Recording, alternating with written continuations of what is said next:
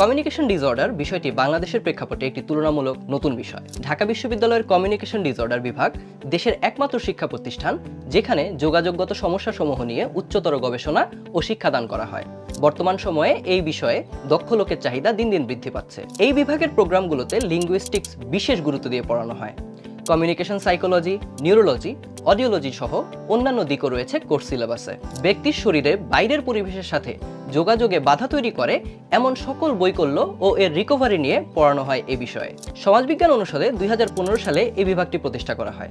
Speech ও language therapist তৈরির লক্ষ্যে এই বিভাগটি আমেরিকার হায়ার স্টাডিজের ধারাকে অনুসরণ করে। প্রতি বছর সায়েন্স থেকে 20 জন ও আর্টস থেকে 20 জন নিয়ে মোট 40 জন শিক্ষার্থী ভর্তি নেওয়া হয়। স্নাতকের 4 বছরের প্রোগ্রামে প্রথম 2 বছর তত্ত্ব ও পরের 2 বছর প্র্যাকটিক্যাল কাজ করতে হয়। বিভাগে মোট 8 জন ফ্যাকাল্টি মেম্বার রয়েছেন। শিক্ষকতার পাশাপাশি মেডিকেল সেক্টরের সাথে সম্পর্কিত বিধায় হাসপাতালগুলোতে স্পিচ এবং ল্যাঙ্গুয়েজ প্যাথোলজিস্ট হিসেবে কাজ করার সুযোগ থাকে।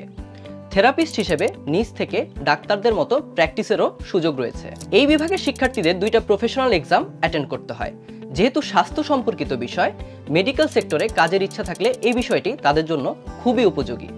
বিজ্ঞান থেকে 1000 ও মানবিক থেকে 1700 সিরিয়ালের মধ্যে থাকলে সাবজেক্টটি পাওয়া যাবে বলে আশা করা যায়। ফিল্ডে সরাসরি কাজ করতে লাইসেন্সের প্রয়োজন হয়। হাসপাতাল ও ক্লিনিকে স্পিচ ল্যাঙ্গুয়েজ প্যাথোলজিস্ট হিসেবে ক্যারিয়ার গড়ার সুযোগ রয়েছে। তবে রিসার্চের কাজের সুযোগও এখানে অনেক।